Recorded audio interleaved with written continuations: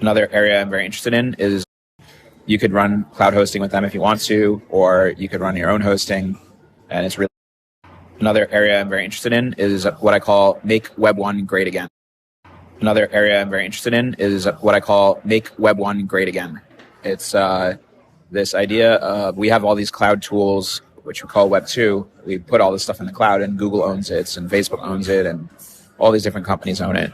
And the idea of make Web1 great again is hey, all this stuff that runs in the cloud, you could run it on your own server. We're moving stuff to the clients more than somebody else's server. And also we're open sourcing the back-end server side so you can run it yourself. So if you do get deplatforms, you could run cloud hosting with them if you want to, or you could run your own hosting. And it's really easy to move over from cloud hosting to your own hosting. This is kind of an architecture that I've been seeing happen more and more. And I think as people become a little bit more privacy concerned and deplatforming concerned, that we'll see more of this architecture adopted. And this is also related to the Web3 stack, which is basically just rebuilding the entire Web2 stack using decentralized networks. So that's pretty nascent, I would say, but I think that's also an interesting trend and development to watch and sometimes place bets on. Yeah, I would add one thing about Ethereum. I think it's bigger than finance. I think it's about public infrastructure. So there's all these games we have in society, and oftentimes we call them public, but they're not usually actually public. They're usually owned by some mafia or government bureaucracy. But Bitcoin is truly public money, and Uniswap is truly public exchange. And I think in the future, we're going to have viable insurance products, prediction markets, public voting infrastructure. And so for all the services that the government provides that might occasionally be useful, there's a decentralized version of that.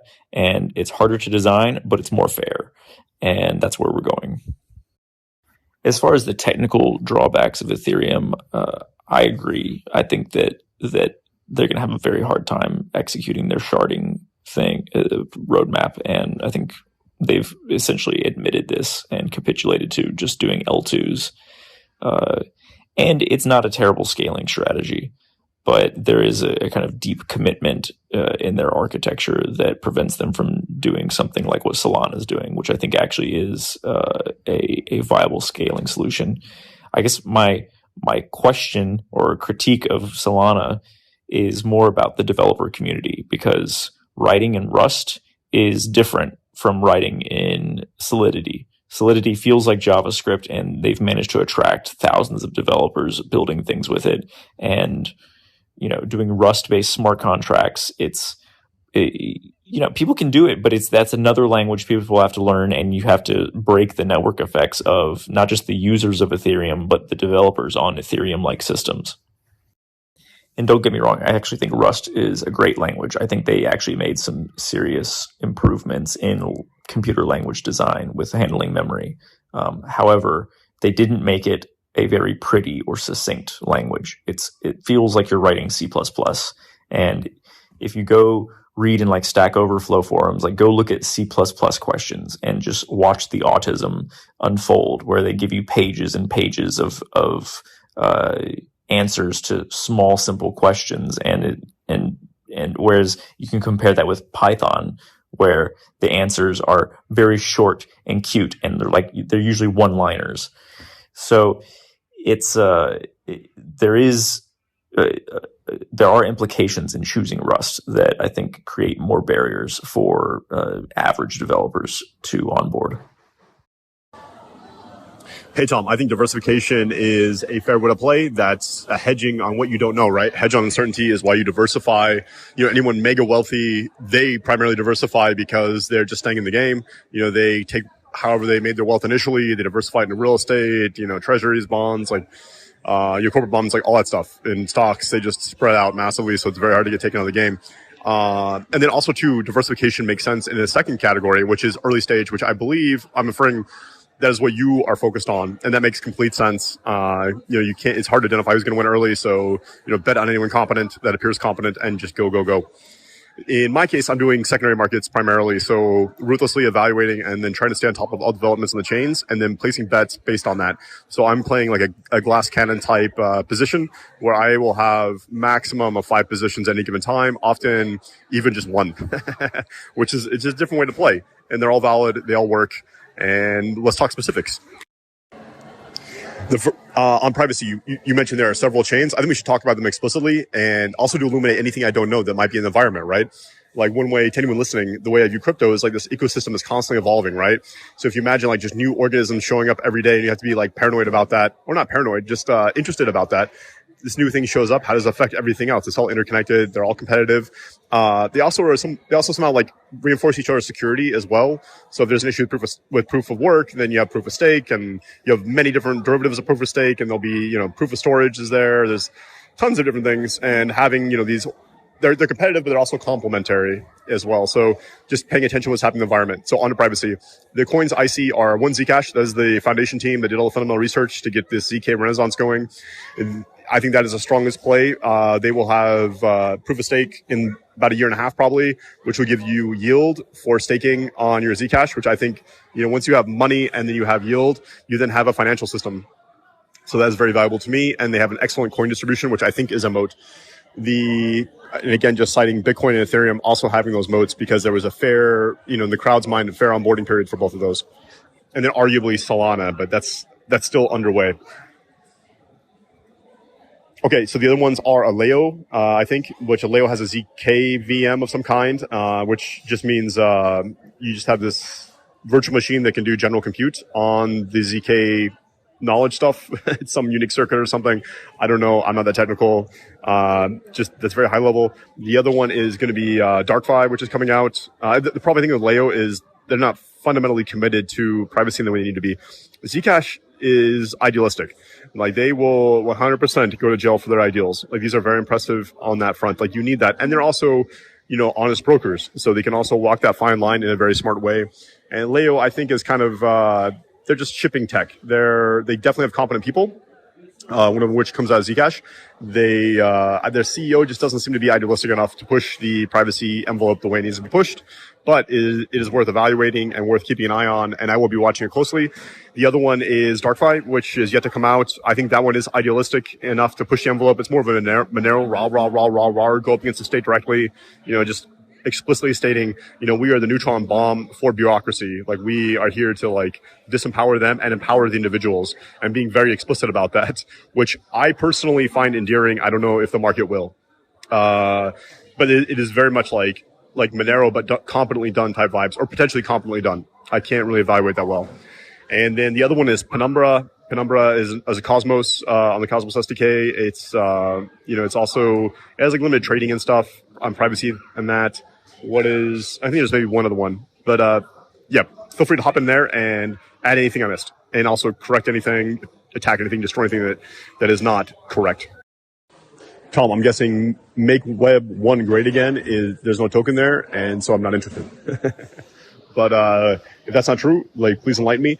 And then for Web3 specifically, what are you interested in? I primarily analyze these things based on a financial lens and just wanting to own it as much as I can of whatever will be the winning monetary systems of the future. And Web3 is kind of a different thing. It's more like NFTs. It's more maybe websites, like running, even running like games on chain and stuff like that. So I'm just curious what interests you there and what your perspective is on it. I fully agree. Solana is way harder to develop for than Ethereum. Like Rust aside, I think it took, I had some friends that are pretty smart. It took about a month to get going on Solana, whereas Ethereum you can get going on day one. But I think what you get on that is a programming language is not an obstacle to any developer, any engineer. They can learn something new. If they're smart, it's no problem. It maybe just sucks for like a week or two, and then it becomes fluent, right? And I think it's actually more difficult to learn the intricacies of a new system and all that, because you have to do things like, explicitly state the state they're touching ahead of time, which allows Solana to scale because you can get concurrency out of it. Basically, Solana made the trade-off of like pushing all the work onto the engineers, and that gets you like a fantastic user experience where you can use a DEX swap and it feels immediate. Like you don't even notice it as a human, because it's like, it's like 500 milliseconds and, you've swapped your token. It's not the 15-second block time of Ethereum. It's very fascinating. So you do have that, you do have the higher workload on the engineer, but you get scale out of it and you get better user experience out of it.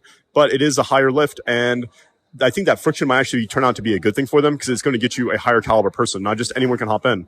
Like you have to be driven. You have to like figure out a new system, and like there's a higher ask up front, but there is a bigger payout.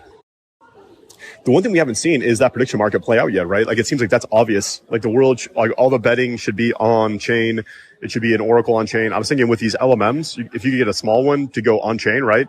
And just you provide ahead of time, you explicitly state, these websites will be used to resolve the bet. And then it goes to that root website, anyone can submit the full URL, and then it goes there and interprets who won, right? And then you get like like 5 out of like 6 have to agree, and you get resolution on that bet. And that would give you like a global Oracle system that doesn't require, one of us monkeys in there, either voting or determining who won otherwise. So I think that's probably an unlock that's coming soon with the global prediction market system. And then you can forecast who's going to win a political election, how likely war is. All these things become more legible because people can win money off of it one way or the other. So we get more of a truth oracle in the world. Of course, crypto exists within a larger ecosystem that is the legacy financial system. And with that, I think the West has entered the age of fiscal dominance. This is the age in which political spending and forced government spending just becomes prime to everything. And you're going to see this in the bond market. You're going to see that the long-term yields on U.S. treasuries will continue to crank up as more are issued. I think we are there. And then what will happen long-term is either there will be a change in regulation that allows banks U.S. domestic banks especially, to buy more of them. So right now, in 2020, they got rid of a capital requirement on treasuries. There is no capital requirement except for the overall 6% that banks are required to have by law. That'll be relaxed in some way further for treasuries, so these banks can soak that up. Or what'll happen is the Federal Reserve will start buying it. So look for that to keep yields down. Anyway, I think we're in the age of fiscal dominance. You'll hear it in the news, you hear it in the media a lot. This is the age when crypto booms. This is what it was built for. I went through CoinMarketCap and then provided a detailed breakdown of my opinion of each coin in emojis. I hope that's helpful. I scrolled down until I got to Zcash. If you're invested in anything outside of these, I don't think they're valid plays. And this is like where people mostly lose money unless they get the right meme coin, and then you understand more about markets than I do as far as mimesis, and I should be listening to you. But outside of that, these are the only coins with like remotely competent teams. And even then, I am only invested in Solana at this point. What matters is what people do. I'm dominantly in Solana, and that's just to get alpha on Ethereum and Bitcoin, who are the primary plays. I just don't think they're viable long term. Maybe Bitcoin is. I don't think Ethereum is. Overall view is any winning money chain is going to be a multi-trillion-dollar asset, and owning chunks of that is going to be very valuable. That's my primary focus. I think another area that is probably that's the highest ROI for your time.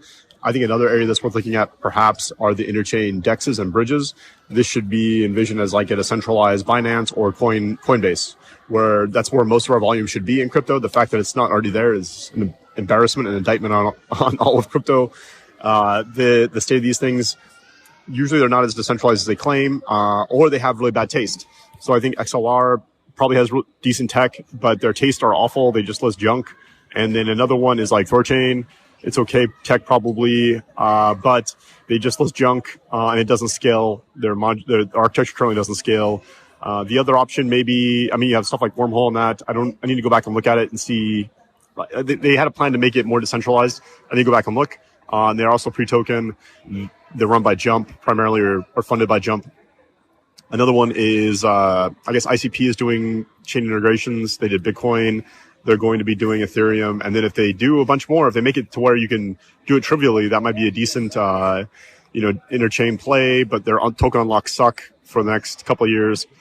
So anyway, if anyone has any insights on the interchain dexes, interchain bridges that are trust minimized, where we should be doing trading, please let me know. I don't really watch that space closely, but it just seems very obvious that's a big opportunity as well. And one of those is going to eventually work. And that's where we're going to do our trading. Being early to that would be very valuable.